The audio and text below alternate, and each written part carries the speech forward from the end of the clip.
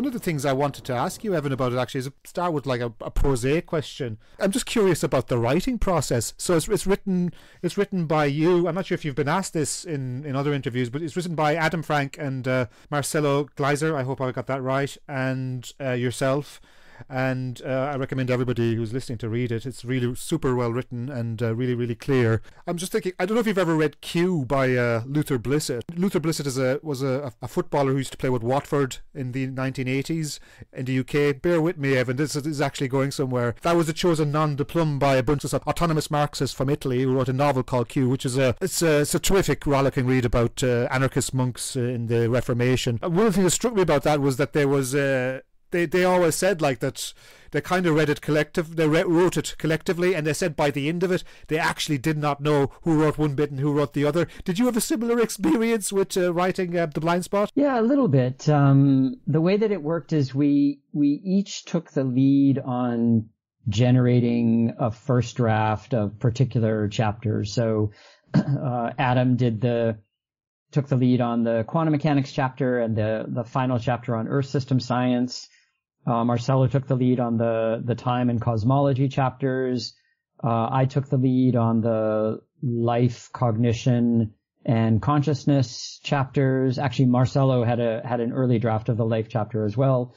And then we traded them back and forth, and each added and rewrote over things, and we had a sort of sequence we worked out for how to do that for each chapter. Right. And then for the final draft, my job was basically to take everything we had written and then to give it one voice as much as possible, one tone, one style, and one sort of, interwove, references among the chapters and give it the narrative arc. So that actually fell to me in the final draft. And this is the second book I've done in that way. My early book, The Embodied Mind, with Francisco Varela and Eleanor Roche, was written in a very similar manner, and I had a similar role to play in that in terms of weaving it all together. So I feel that that's something that I know how to do, and that works pretty well for me as a writer.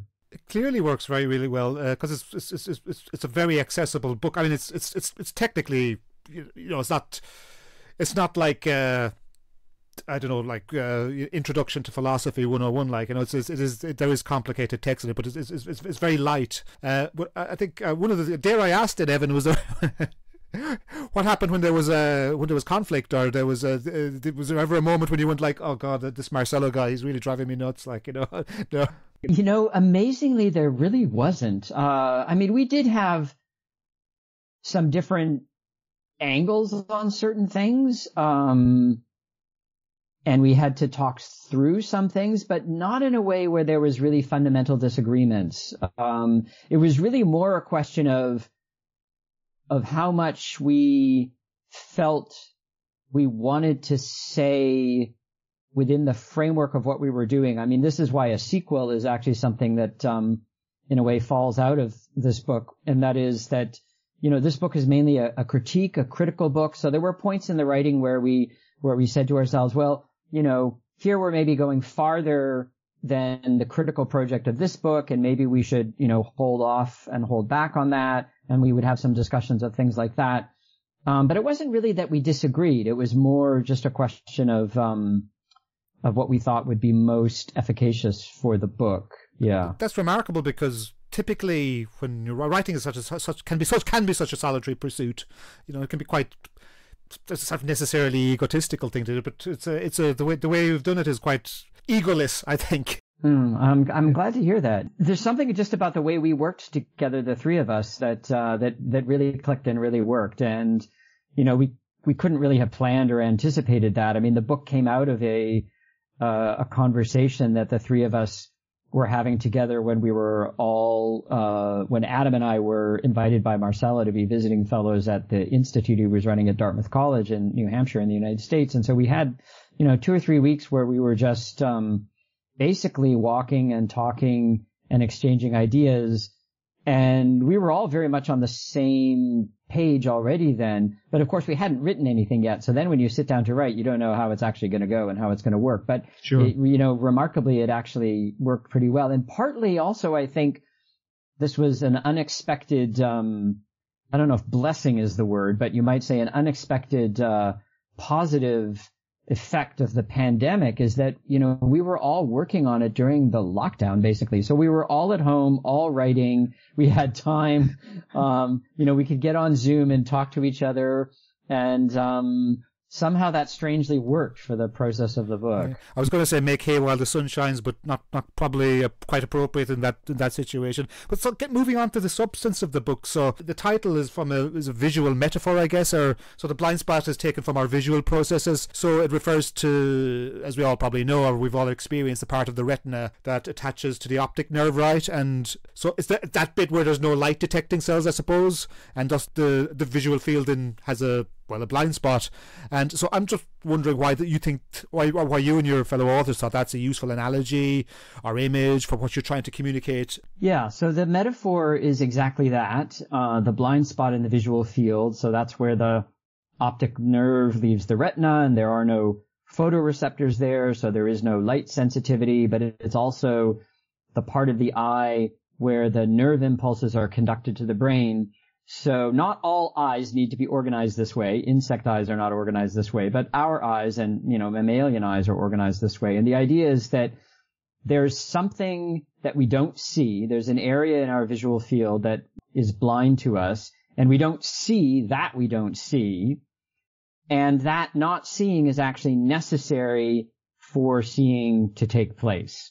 So the analogy is there's something that science does not see, or more precisely, a certain way of thinking about science, a certain philosophy of science or metaphysics that became attached to science, something that it does not see, and that it doesn't see that it does not see, and that is lived experience, and that makes science possible. So the blind spot is how, when we elaborate a method of objectification, quantification, abstraction, idealization, the things that make science very useful and powerful to us, we don't see that all of that rests on and presupposes and requires for its meaning, for its significance, for its intelligibility, lived experience. And we don't see that, and we don't see that we don't see it when we construct a metaphysics of science that says science is giving us an observer-independent outside view of how the world really is fundamentally in itself. In the book, you talk more about folk like Whitehead and Bergson, Merleau-Ponty, and I think, I'm not sure if you mentioned Sellers, but Sellers famously talks about the manifest image and the scientific image. And I think you're doing a version of that, or you're trying to reconcile those two things, because that's one of the things that struck me about the blind spot, is that it was quite refreshing, because I should be clear to listeners, you're not actually critical of science. You're a critical friend of science. I think you're sympathetic to scientific endeavors, and that's interesting at a time of institutional skepticism and misinformation and a general all-round dissatisfaction with expertise and technocracy and all those things. But in some sense, you're trying to offer a supplement to science, was that the right way, or you're trying to help scientists to see the blind spot? Yeah. So I would say that what we're really concerned with is to articulate a proper understanding of science that would ward off, on the one hand, a kind of scientific triumphalism that says science, gives us an outside view of how reality is in itself fundamentally apart from our experience, and it's better than any other, human endeavor, epistemically speaking. And another view at the opposite extreme, which would be a kind of science denialism. Science is just one more story among other stories, and it has no particular status. Right. Right. And so we are very much defending and advocating for the importance of science. Two of the authors are scientists, and one's a theoretical physicist, one's an astrophysicist, and I'm a philosopher, but I work very closely with cognitive scientists. So we're all, if you want to put it this way, pro-science, but we think that what we call the blind spot distorts science in a way that then naturally plays into the hands of either the scientific triumphalist or the science denier. So we're trying to really articulate a vision of science that fundamentally grounds it in human experience as you could say, a refined, distilled, and very precise way of extending human experience, but never leaving human experience behind, never stepping outside of it.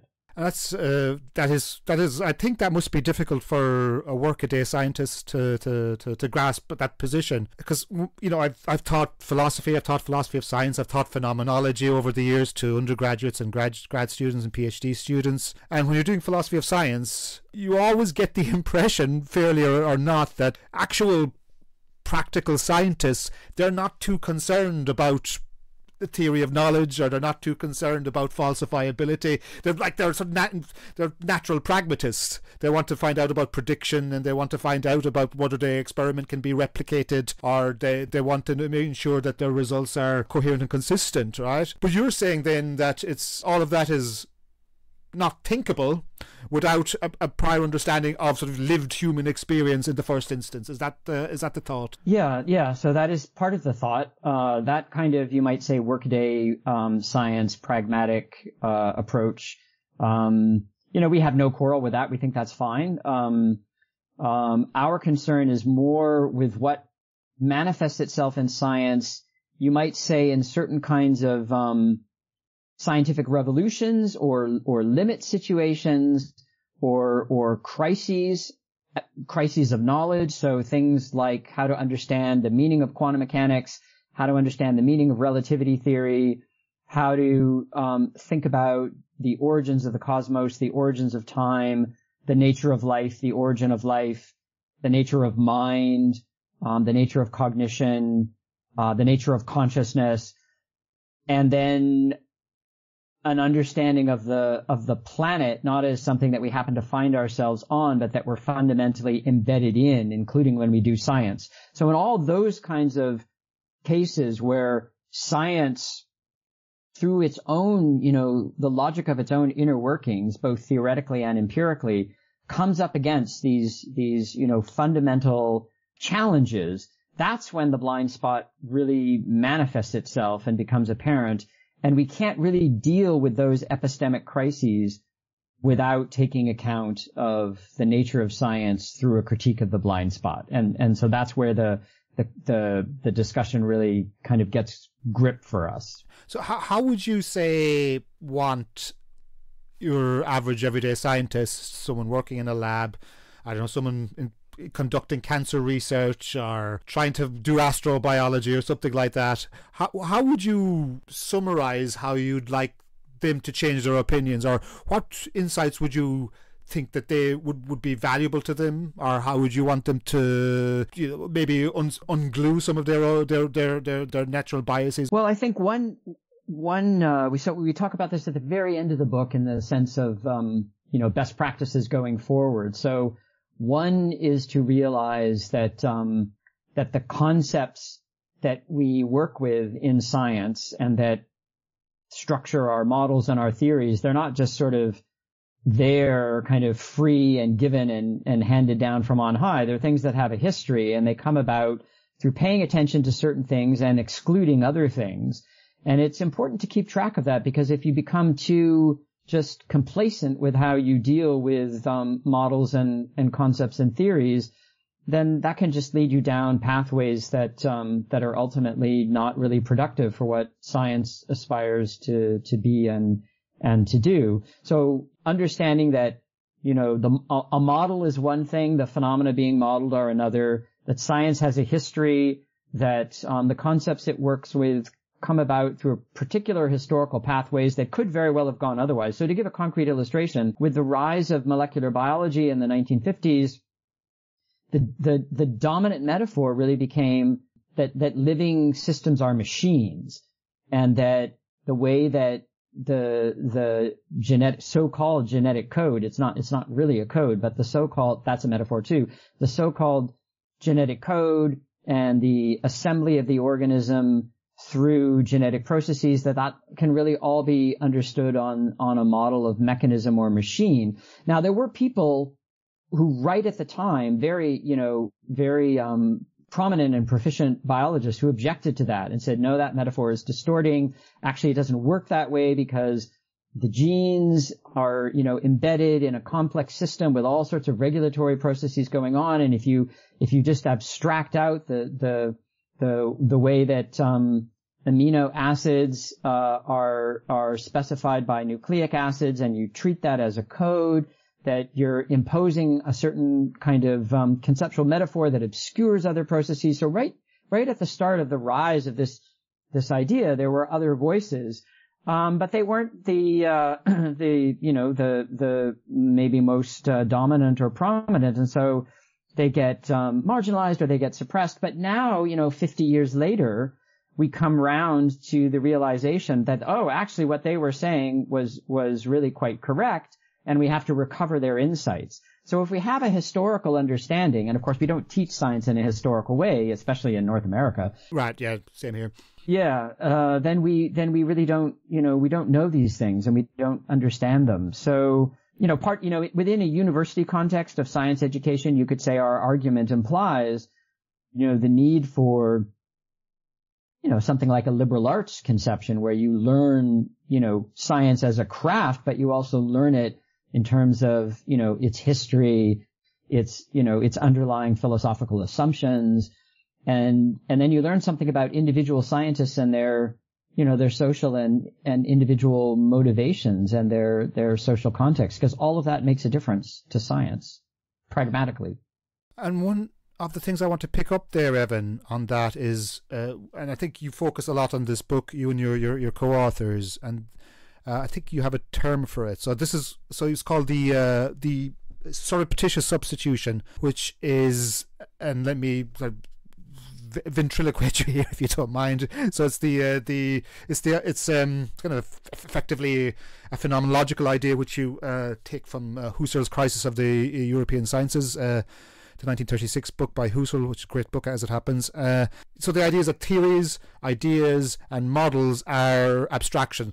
So the trouble with science, its blind spot, is it's kind of in a kind of a Kantian way, actually, is bifurcating the world into what's out there and what's in here, basically. So the subjective and the objective, right? That's effectively what happens. That's what scientists do. And it's not only does it happen, it happens across sort of modern science. It happens in physics, it happens in chemistry, it happens in biology, and in the intersection between. That's right.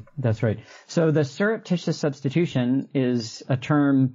It's actually an English translation of one word in Husserl that I think means displacement in the German, but it's a wonderful rendition into English by David Carr, the translator of Husserl's Crisis of European Sciences, this 1938 text. Yeah, and so Husserl uses this concept to mark the way that a method, which is the method of objectification, abstraction, quantification, idealization, abstraction, all of the things that we see really prominently displayed in early modern science in Galileo, and then subsequently as science develops, Descartes, Newton, all the way up through science today. You have a method it's a tool. So it presupposes an agent who uses it as a tool. It presupposes a user who's embedded in a world of other agents, in a social context, in what Husserl calls the life world.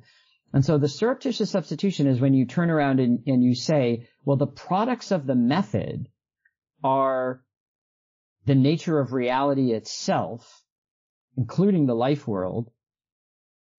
And that's like a category mistake, because the method enables you to generate and produce certain results, but it depends for its implementation and for its very significance, its meaning, its intelligibility, you could say, on the background presence of agents in a world who thereby cannot be fully rendered in terms of that method. So when you substitute the method for the being of the world and the being of agents, you've entered into a kind of confusion that involves, you could say, a reification of the results of the method, a turning them into really existent things that are then said to be more fundamental than what's actually required to implement the method. So you then have this bifurcation of subject and object, of inner and outer that you were referring to. So this is another concept we use coming from Whitehead, the bifurcation of nature, where you say that what reality is what is objective as generated by the method. That's what's fundamentally real. And the world of values, of qualitative experience, of the situatedness of the agent, that's all really subjective and mental. And then you have a serious problem of how you can ever put those two things together again, which were constructed conceptually to be opposed to each other. So there's really no way to stitch them back together again when you've bifurcated them in that way. What's interesting about that is sort of the upshot of that, to my mind anyway, is that you rehumanize scientific endeavors, and it doesn't seem so divorced. It doesn't seem so abstract, and that's what the word abstract means, isn't it? It's stepping outside of the world in its in its strict etymology, and that also allows. And that's, I think, one of the big things. That's probably one of the reasons. Broadly, and I'm speaking speculatively here, but it's one of the reasons that folk are so skeptical of scientists, skeptical of institutions, is that it loses that structure of relevance. Yeah, no, that's right. It creates a kind of alienation, really, because you then have a scientific narrative about what reality is fundamentally that really fundamentally doesn't include you except as a kind of, little peripheral sideshow. And then that produces a kind of, cultural alienation and disenchantment, to use Max Weber's term. And then, as a rebound effect, you get these irrational attempts to re-enchant the world. And that doesn't solve the problem either, because you're caught between this, dichotomy of a kind of misplaced objectivism and then a misplaced, subjectivism that tries to sort of re-inhabit the world in this projective way.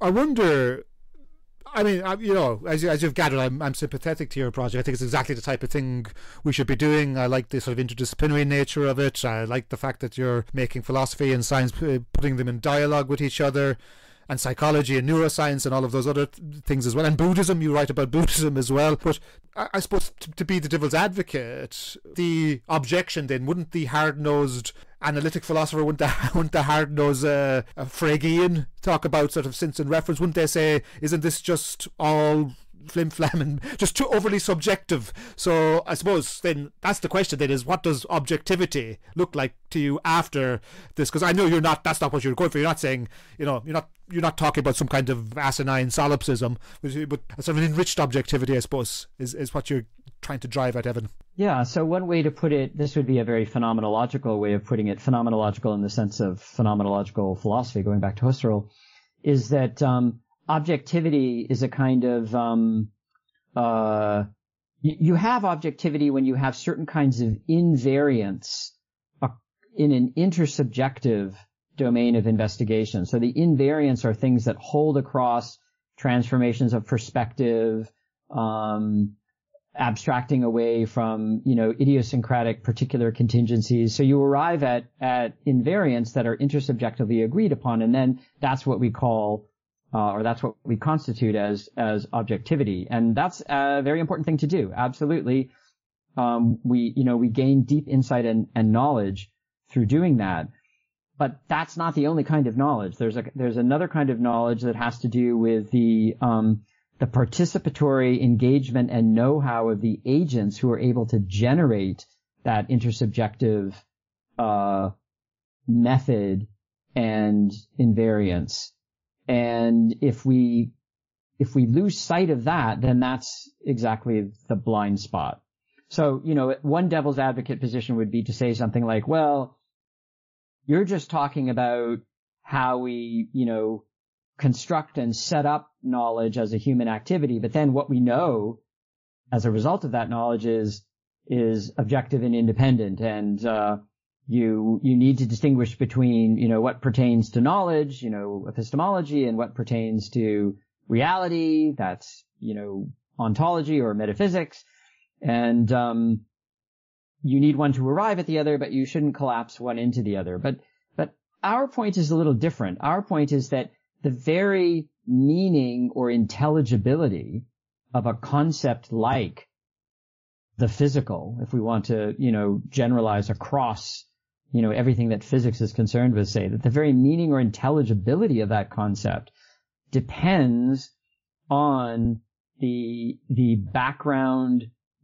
being of the agents embedded in a world. So the structure of, it's a participatory structure, agent in a world, or, Heidegger would say being in the world, or Husserl would say the life world. That structure is required for the meaning of something like physical that you then deploy in physics at a microphysical level or a macrophysical level. So the distinction, yes, does need to be made between, the methods that go into knowing and then what is disclosed or revealed by those methods. But stepping back, the very meaningfulness of what all of that is about depends on something in the background that can't be reconstructed in terms of the method, because the method is dependent on it.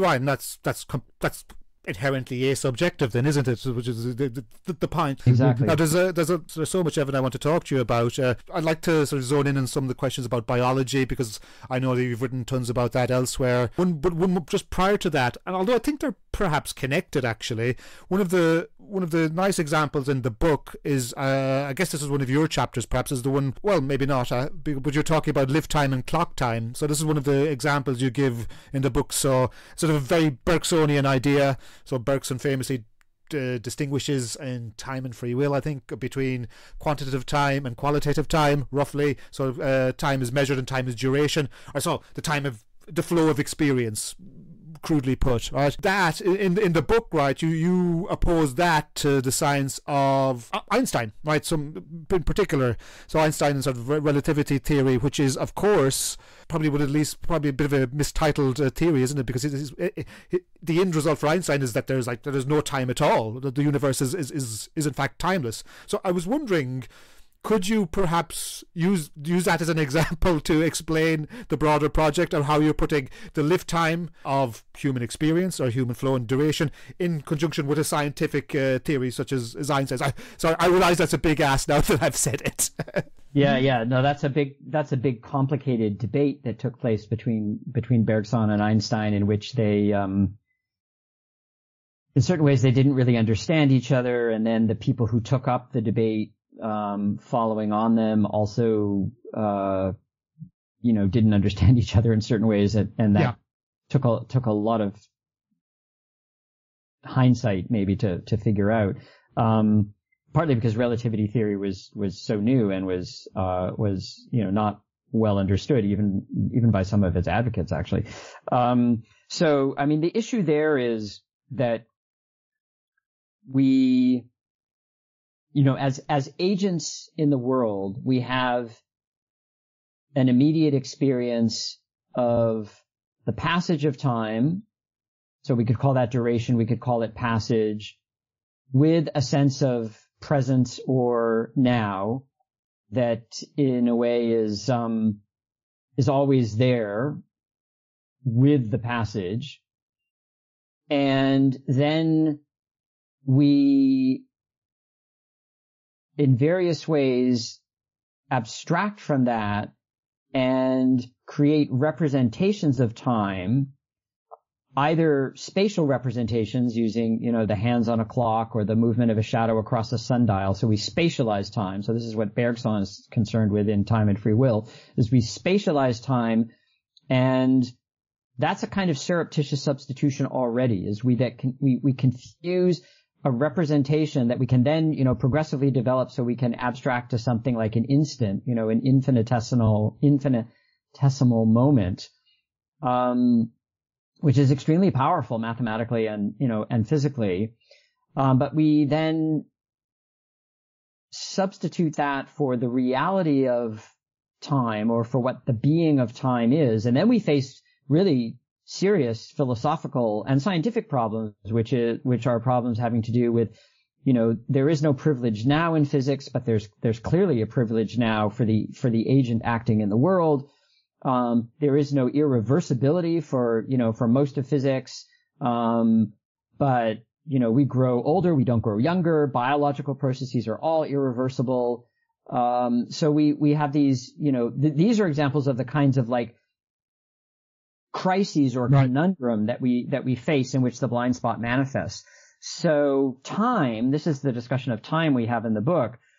The task is to recover what we would call the primacy of lived experience as that which makes any, representation of time in physics intelligible. So, for example, in the context of relativity theory, Einstein in his early papers relies on operational definitions of simultaneity. So something is simultaneity, something is simultaneous if it is perceived to happen at the same moment as a reading of a clock, a given reading of a clock.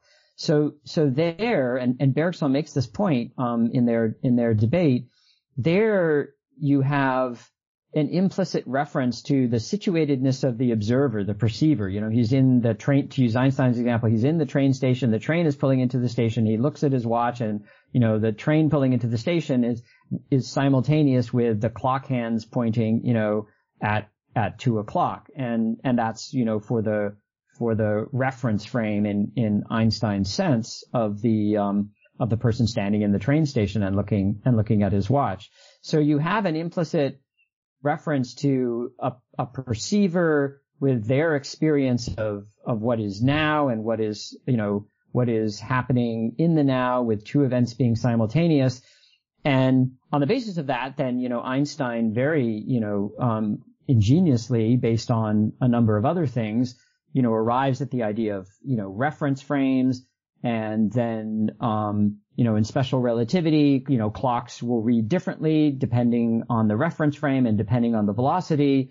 And all of that is an amazing and very powerful intellectual achievement, but it still presupposes the embedded experience of the agent for its meaning and intelligibility. So if you were to turn around and say, well, as Einstein, did at one point, the passage of time is actually an illusion.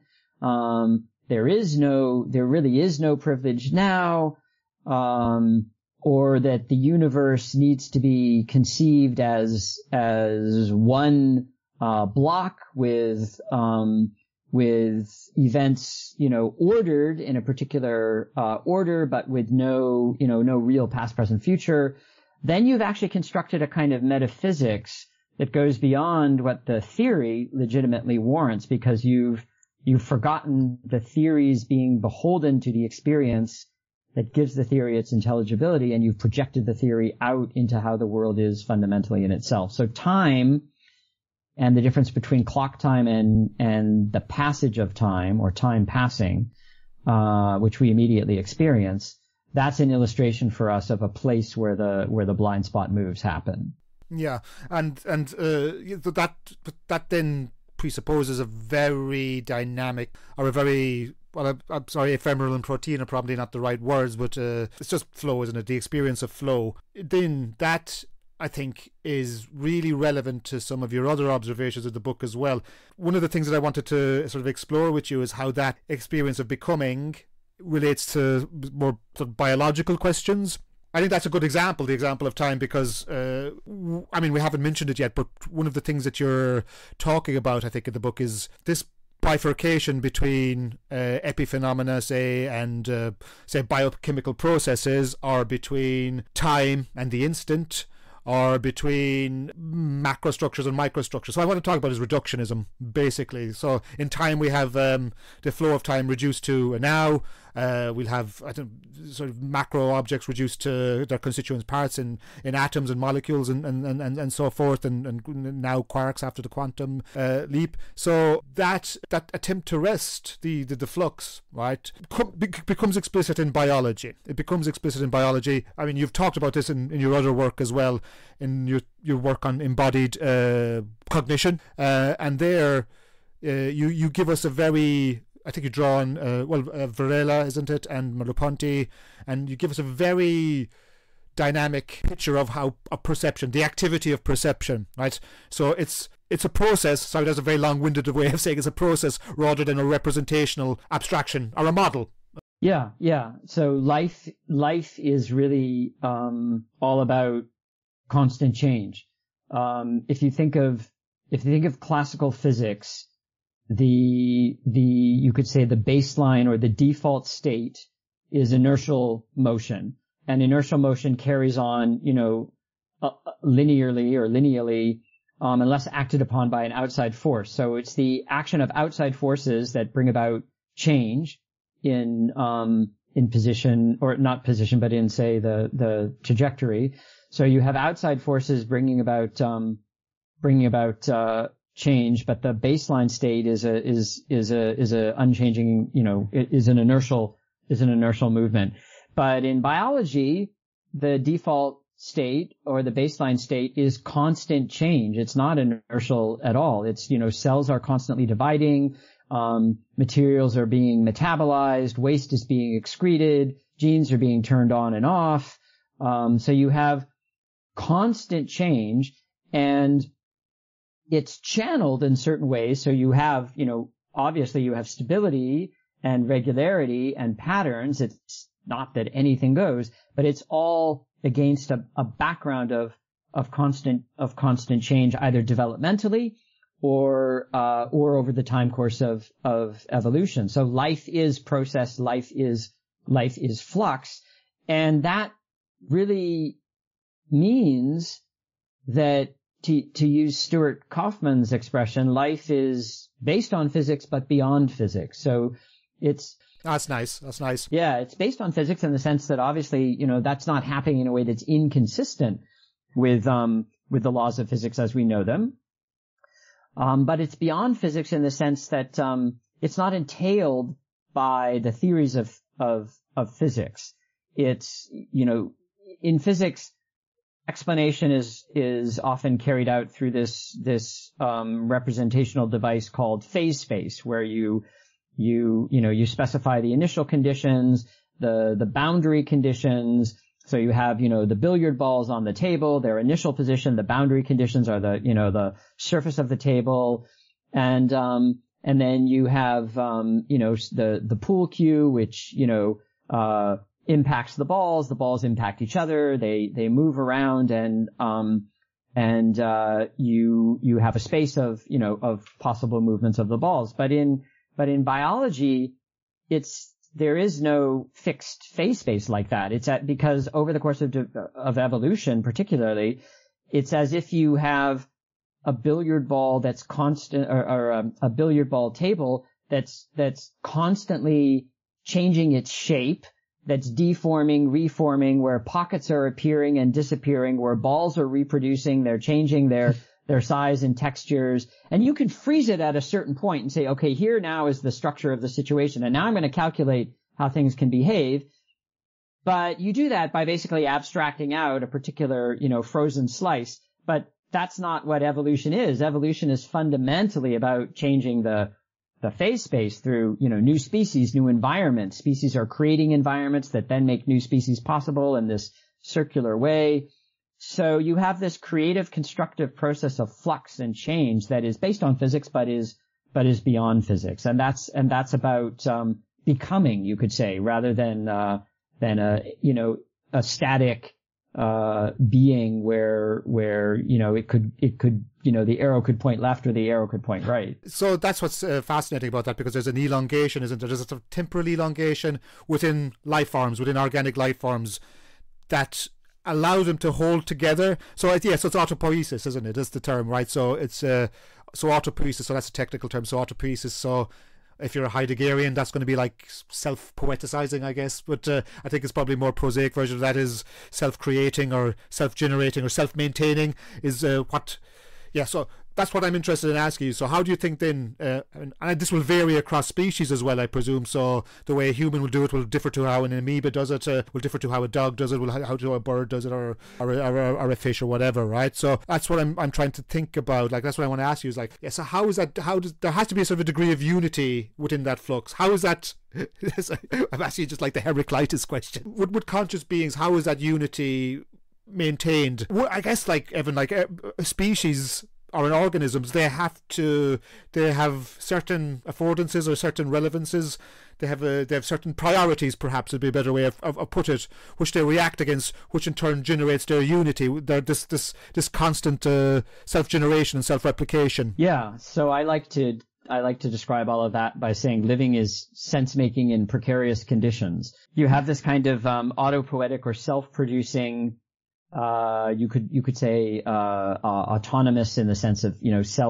self-governing organization. So the single cell is made up of internal chemical reaction networks that produce their own constituent processes that include the generation of a membrane boundary that's gives you then the boundary you need for a protective internal environment to make that very boundary and to make the internal catalytic reaction networks. So that's the sort of simple single cell version of autopoiesis.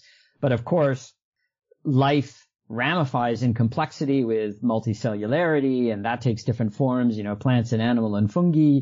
And you get these various, pathways laid down where the self-production is always under this condition of precariousness. That is, that unless processes are interlocked in certain ways, they're going to run down, they're going to atrophy. They eventually, run down and atrophy in a universe of thermodynamics. And so you have this way that living beings create significance and sense and relevance and environments for themselves that, of course, happens in a milieu that makes their own self-production possible. And that's always precarious. And it involves a kind of, you could say a kind of mixture of unity and diversity through the need for organizations that allow for individuation and self-production and self-development in an environment in which things run down, and which then happens over these different time courses of evolution and development. Yeah, so precarity is an essential condition of biological structure. Yes, I was thinking back to my leaving cert, so my A-level biology. When I was young, and I was always remember the sort of the structure of the cell, and I was thinking that's quite an example of what they're talking about, isn't it? So the sort of the reductionist idea would be that the cell is reducible to, biological systems are reduced down to the cell. The cell is the sort of the atom of biology, which is a terrible way of thinking about it. It's a terrible model, isn't it? Because a cell is inherently porous, and it's synthesizing its own elements, and it's reforming itself.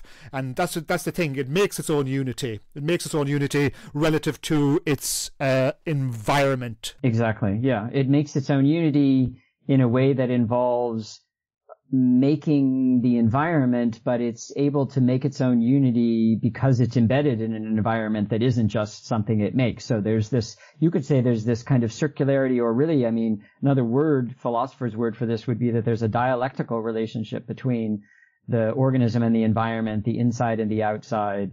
And that makes, the processes inherently relational. So it's not that you start with independent entities and then they come to stand in certain relations. Rather, you have these webs of relationality, and in them and through them, things individuate or self-individuate, and that's what life is all about.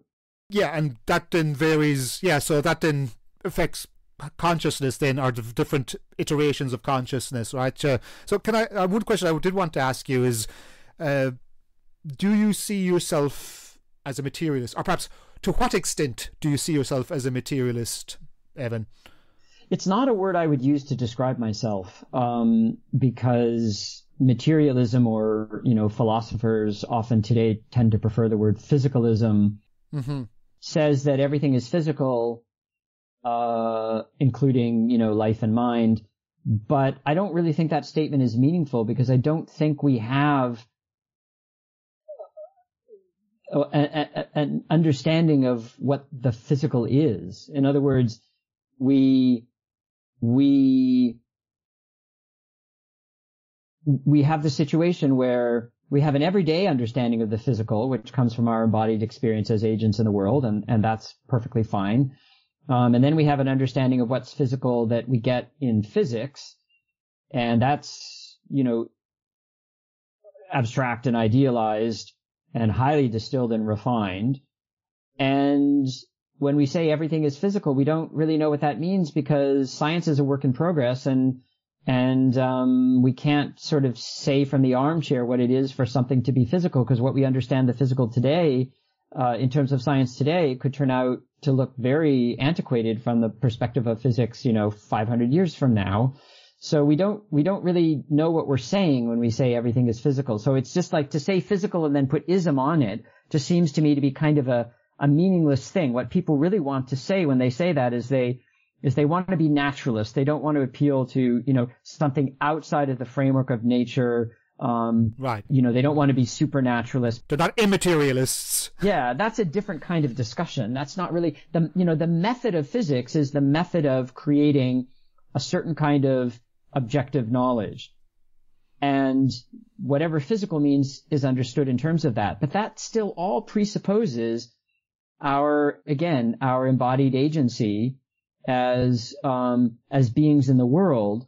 And that's really what we're seeking to understand. And you can't really take the physical and add an ism onto it and then try to turn around and say, well, everything, including that presupposed agency and being in the world, is physical. That actually I don't think is a coherent statement. So I'm not a physicalist for those reasons, but that's not to say that I'm a dualist, because that's the usual menu of options you're given. You're either a physicalist, dualist, or you're a panpsychist, or you're an emergentist, but all of those views work within the framework of the blind spot in our diagnosis. Yeah, I must ask you about panpsychism. If I get a chance at the end, because it's kind of trendy at the moment, I think, and all my students are going, oh, is Hegel, is he a panpsychist? Plato, is he a panpsychist? Which is great. They're all enthusiastic. So that discussion there about physicalism, that's how, because ultimately materialism, it always implies a reductionism, doesn't it? If you reduce them down to a particular type of matter, whether that's a gene or a cell or a minute, if we're thinking of a clock time. So I've been recently looking into von Humboldt, Alexander von Humboldt, who's kind of sort of the romantic scientist, I suppose. And I think your work and your colleagues' work is in that tradition, I think. I don't think you mean necessarily von Humboldtians, I'm saying, but you do draw on that broader relational environmental sense, which precludes materialism, I guess, or precludes reductionist materialism at least. So you think of the Umwelt, so sort of the chap's name escapes me, and I can never say this, von Uckwell and people like that. Yeah, so Umwelt so perhaps you could speak to that, Evan. Yeah, I think there's within the history of, say, European philosophy and European science, there are thinkers like von Uckwell and von Humboldt and others who are really concerned with, in a way, with issues about meaning and significance with regard to life. So, von Uckwell, it's about the Umwelt, it's about the organism and the environment and what has significance for the organism given the kind of body it has and the kind of environment it can be related to in virtue of having that body. And so you work with relational structures and relational concepts like, organism environment or organism Umwelt. And those become the conceptual tools rather than a reductionist approach which tries to fracture everything into fundamental entities rather than relational structures. So, reduction as a method is fine. Reduction basically means at least if we're talking about whole part reduction, you have a system or you have an entity, and you try to gain understanding by analyzing it in terms of the parts and treating those parts as having their own independent properties, and then trying to reconstitute the whole in terms of how the parts interface with each other given the particular properties that they have. And that works fine as a method in certain contexts and for certain things, and we build things according to the method. So if we want to understand, computers or automobiles, then, that kind of method is appropriate because we built the things according to the specifications of the method. But if we're dealing with systems that are nonlinear, that are entangled, that have a fundamental interdependent relationality, then those systems don't work so well or are not understandable so well in terms of that method. So reduction is a method that the ism that you attach onto the method then gives you a kind of metaphysics or worldview, which says that, the smallest things are the most fundamentally real, and we'll reconstitute everything else in terms of them. And that's a philosophy or metaphysics. That's not actually, that's not really warranted by the method as a tool. Yeah. So instead, a different method is the kind of method we see in certain areas of biology and complex systems theory, where we're really concerned with understanding organization, pattern, and networks of processes that have an interdependency that can't really be fractionated according to the strictures of classical reduction.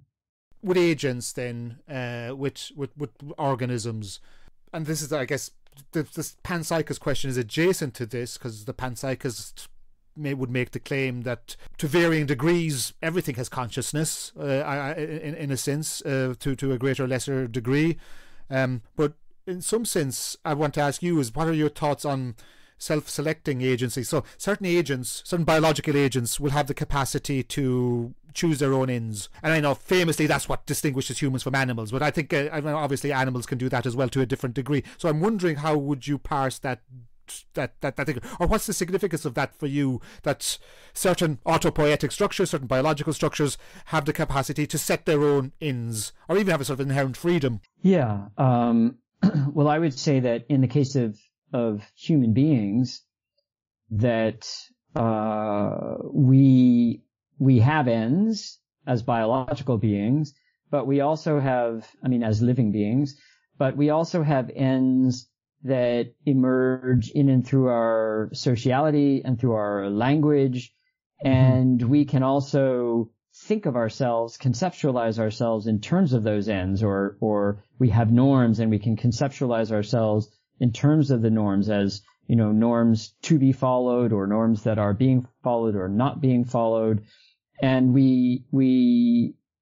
this is in a way a very sort of, Hegelian kind of story, is that you have the emergence of complex norms that then dialectically we reconstitute ourselves in terms of through our self-understanding. We are, as Charles Taylor, once, put it, we are self-interpreting animals. Right. So all life is interpretative in certain very general senses of the word interpretation. All life is sense-making, but we are self-interpreting sense makers. And that means that we are, to use a term of another philosopher, my friend Alvin, that means that our human being is entangled, because our being as living beings is reworked by our ways of being organized and reorganizing ourselves and conceptualizing ourselves, so that it's not as if we start out with some kind of, pure biological human nature and then we become cultural. Our nature is always already cultural, so there's an entanglement of culture and nature that has to do with our being self-interpreting, our always being, questions for ourselves, our always being problems for ourselves. As Heidegger says, the beings for whom being is always an issue. So that's what is distinctive about us. And the extent to which other forms of animal life participate in one or another aspect of that, I think that's an open question.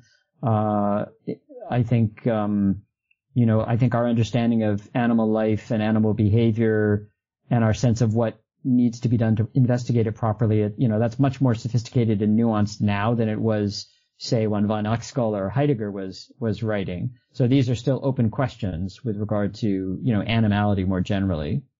One of the things in the blind spot is that with regard to the question of life and the ends that we pursue with that life, and humans do it in particular ways, and humans have natural imperatives. What's interesting about the way you pose it is that the humans are beings that can do things with their natural imperatives as well. There's a really important note at the end of the blind spot where you talk about values. I'm particularly thinking here about the chapter on climate change, Evan, and the blind spot, you and your co-authors claim, contributes to our inability to recognize and to deal and to confront climate change, and that's really interesting, I think, because it's quite counterintuitive within the discourse on science, because typically we think of climate change, listen to Greta Thunberg, you got to listen to the science, and I agree with her wholeheartedly, but that's not quite what you guys are saying, which very much chimes with your overall message in the book as well. Yeah, I mean, so we do absolutely think we have to listen to the science, the science concerned with climate change. Our diagnosis of how we have arrived in this predicament is that it is fundamentally bound up with the blind spot, because we have viewed nature as external to us and as really not intrinsically valuable, but really only having an instrumental extractive value for us.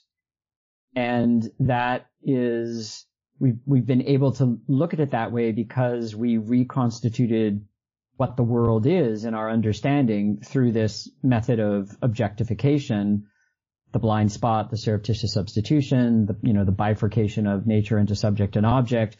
Without having that in place, we couldn't have arrived at a worldview that would see nature as just an external resource that then we can, use however we choose for our own benefit. So unless we really and that's about value, really fundamentally, that's about value. Unless we really come to grips with value and the crisis of value, we can't really transition into what a grown-up, mature, planetary scientific civilization could be, because we will keep defaulting to a view of nature as a resource. And, when we do that, we're putting ourselves in a situation where, some people are going to have access to the resources and other people aren't. And we also get, very sort of instrumental approaches to climate crisis, like, well, it's just a matter of carbon sequestration and issues of value and justice aren't really important. Or we get the strategy that's very cynically pursued by people who publicly will disavow climate change, but privately believe in it and are amassing, through their wealth, a sort of Noah's Ark strategy to deal with it, where they can be on the ark and, everybody else is going to be screwed. So we see that as, it's fundamentally a social political issue, but the way that nature is represented or came to be represented such as to make that possible is fundamentally bound up with the blind spot. Yeah, it was just reminding me of the work of Arne Naes there, the Norwegian activist phenomenologist, I guess. Yeah, that the idea that it's a very narrow understanding of ins, that kind of sort of instrumentalism. Yeah. Now, if there was one thing you wanted folk to take from your work in the blind spot, what would it be? What do you think is the most important, the most vital contribution of the work? I suppose what you're most proud of, really. Yeah, that's an interesting question. I mean, I think what's ultimately the most important is what we were just talking about, because that's the crisis that we're currently in, the environmental crisis and the crisis of value, the crisis of meaning. Our book is really an attempt to address that in a way that's from within the scientific worldview and that upholds the fundamental importance of science. So the thing that I would want people to take away would be, there is another way of understanding and thinking about what science is and why it is so valuable that isn't what you think it is. It isn't, the standard story that you've been fed. And then depending on individual readers' interest, some people may be more interested in how we make that argument with regard to consciousness, or how we make it with regard to the nature of time, or how we make it with regard to matter in quantum physics, or how we make it with regard to life and biology. That's going to depend on the individual reader. But in big terms, those would be the really important takeaways. Last question. Do you like panpsychism? Do I like panpsychism? A or nay? So if, panpsychism has come to be a certain kind of panpsychism, or or the word panpsychism used to designate a certain kind of position has come to emerge more prominently in the past, 10 years of philosophy. That version of panpsychism, for reasons that we go into in the blind spot, I see as very much still within the structure of blind spot thinking, because it basically takes the objectivist worldview of physics for granted, and then it says you're never going to get consciousness out of that unless you make consciousness a fundamental ingredient of reality and view it as ubiquitous. And I don't think that works, because it basically is working with blind spot conceptions of consciousness and the physical. There are thinkers who are sometimes, in my view, mistakenly called panpsychists. So Whitehead would be an example. Whitehead never uses the word panpsychism, who call on us to rethink our understanding of nature in a way that is beyond the mental versus physical dichotomous concepts, and in such a way where we understand nature so that mind or consciousness is a natural phenomenon as part of it, in a way that can be traced down even to the most, micro levels of detail. That I'm very sympathetic to, but I don't think that's properly thought of as panpsychism in the way that most people use that word today. Thank you, Evan. That'll keep my students happy. Thanks for being with us, Evan. Thanks very much.